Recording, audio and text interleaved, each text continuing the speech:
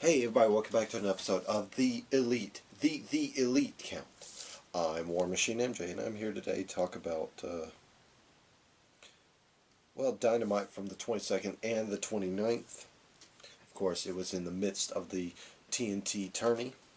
Of course, the 29th was the finals of the TNT tourney. So, let's go ahead and start it up, shall we? I'm War Machine MJ, as always. So, we kicked off the 22nd, the April 22nd edition of AEW Dynamite with Cody in his control room, just kind of surveying what's left of the TNT tourney field. Of course, by that point in time, the only people who have punched their ticket to the next stage of the tourney was Cody and the MurderHawk monster, Lance Archer himself. So we kicked off in-ring action with Darby Allin taking on Sammy Guevara, their second in-ring encounter. Of course, their first encounter was at Revolution when Darby Allin put away Sammy Guevara. And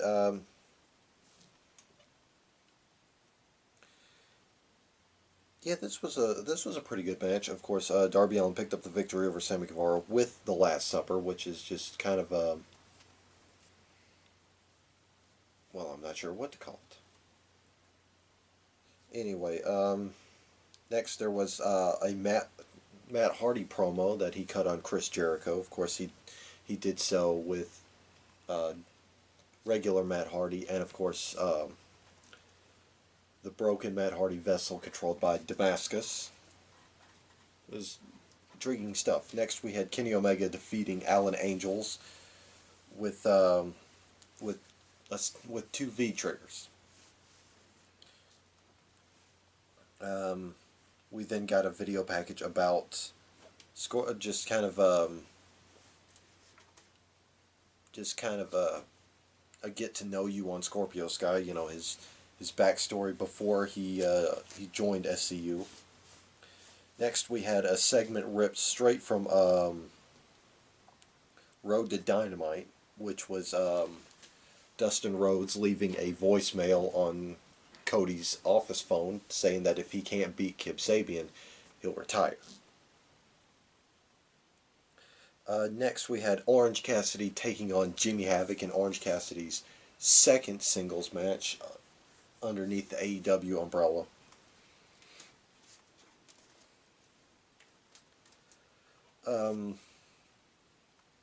Of course, throughout this whole match, it was just a bunch of shenanigans from super bad Kip Sabian and the bad girl Penelope Ford, as well as the best friends. But Orange Cassidy got a roll up on Jimmy Havoc for the 1-2-3. However, Havoc and Sabian beat up on the best friends, all three of them, which led to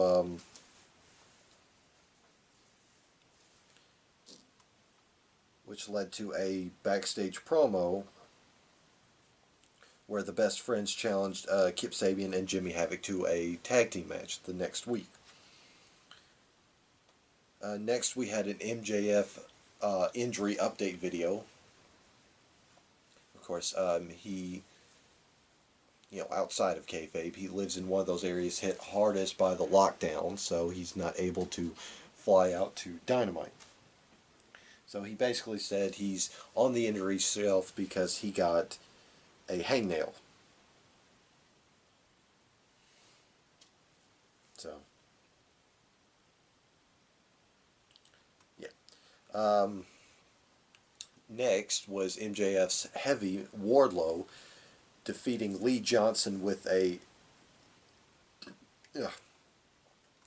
F10, which that move needs to be seriously renamed. It's just an airplane spin into an F5.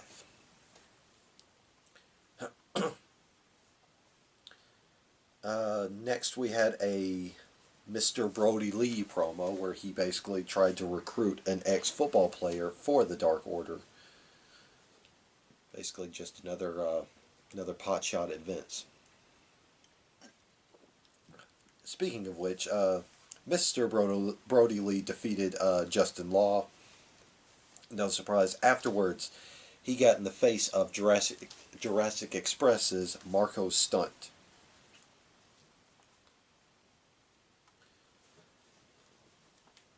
There was a new edition of the Bubbly Bunch. Of course, that's all the Inner Circle guys. Of course, Sammy Guevara was bummed out that Jake Hager lost the week prior, against Jon Moxley in that empty arena match. So Jericho devised a Flim Flam challenge. This whole thing is just taking just a joke towards TikTok, which I don't use TikTok, so they just do Flim Flam, which is essentially or whatever that the kids do on TikTok. Yeah, Jericho basically said whoever does the best will get a bottle of hand sanitizer. Sammy Guevara won, but Jericho wasn't too happy. He ruled it as Sammy just showing off. And that ended the segment. Next, we had Dustin Rhodes taking on Kip Sabian. Of course, super bad Kip Sabian was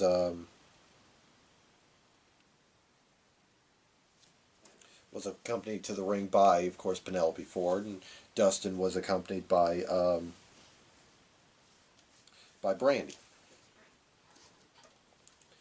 And this was a pretty alright match. In the end, however, Dustin Rhodes pinned Kip Sabian after a Code Red, and after Sabian was distracted seeing Penelope Ford get her ass beat by Brandy Rhodes. So yeah, that's how we did the April 22nd episode. The April 29th episode of we kicked off the show with a video package about Cody Rhodes and Darby Allin.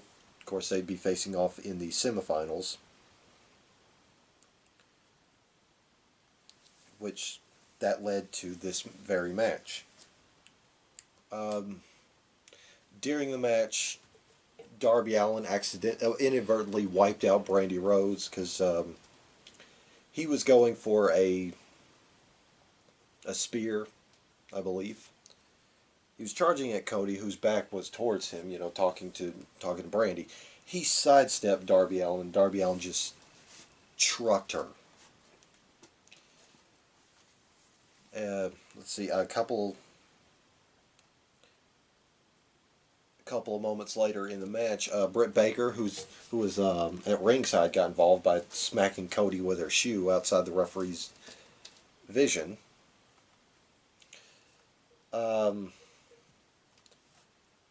But however, in the end, Cody puts Darby Allin away with he actually took advantage of a roll-up after Darby hit the coffin drop. So, yeah. Cody will go on to Double or Nothing to compete for the TNT Championship. Next, we had part 2 of Scorpio Sky's story, where he just talks about joining SCU and coining their most important phrase ever, or their biggest phrase, "This is the worst town I've ever been in" segment, which was on PTE a whole lot. Next, we had another update from MJF, who says he's healed from his hangnail, but he nicked his neck while shaving.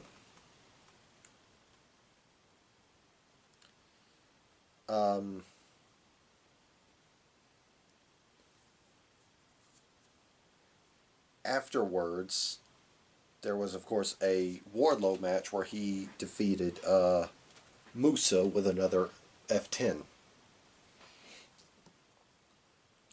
Next, we had another episode of Bubbly Bunch where they took another another video series from TikTok, which I've actually seen a couple of these, and they're pretty cool, where it's just basically stunt men and women, just like in a pretend melee. Where, where one person would throw a punch, the next person would just kind of like react and throw a punch of their own, and so on and so forth. It's pretty cool.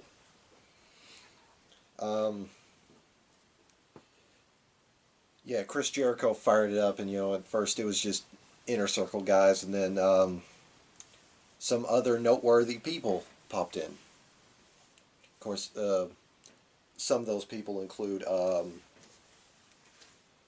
legendary rock and roller Duff McKagan, Ted Irvine, aka Chris Jericho's dad, Corey Taylor of Stone Sour and Slipknot, Lou Ferrigno, who used a taser, Gabriel Iglesias, Kevin Smith, Jason Mewes, and it ended with Vicky Guerrero, which was cool. I enjoyed that segment. Next, we had the Best Friends with Orange Cassidy taking on Jimmy Havoc and Kip Sabian with Penelope Ford in a no disqualification match. Oh boy, this match was painful to watch. Yeah, just bodies and weapons all over the place. Just oof. I'd be shocked if these lads didn't get hurt off of all this. The ending came when Chuck Taylor dropped Jimmy Havoc with an awful waffle on top of a pile of chairs, and he pinned him for the victory. Next, we had a promo from Britt Baker at her dental office, where she basically continued on her spiel about being a role model, and she kind of turned it into a diss promo on Tony Schiavone. Because she said a role model doesn't wear glasses, isn't fat, and doesn't have a snaggletooth, of course. Using a couple of doctored photos of Schiavone. Next, we had Shawn Spears defeating Baron Black with a sharpshooter. Next, we had Marco Stunt. Basically, he had a bang-up promo, talking about he wants to prove himself because he's constantly being helped by Luchasaurus and Jungle Boy, who aren't there. So he's got to handle his own business. Of course, that was to no avail, as Mr. Brody Lee put down Marco Stunt with a powerbomb. Next, we had a subpar Jon Moxley promo where the meat and potatoes of it was he's thankful that he's champion. He gave people some life advice and promised that he's going to be at Dynamite next week. And finally, in the main event, we had Dustin Rhodes taking on Lance Archer, who I hope that they make this man's entrance from now on, because when he came out Wednesday night, he chucked one of the jobbers out of the entrance ramp, and then he just booted him right in the head. I'm a sucker for wanton violence and destruction. So, if that's going to be how Lance Archer comes out to the Dynamite Zone, or whatever they call the ringside, I'm okay with it. That is awesome.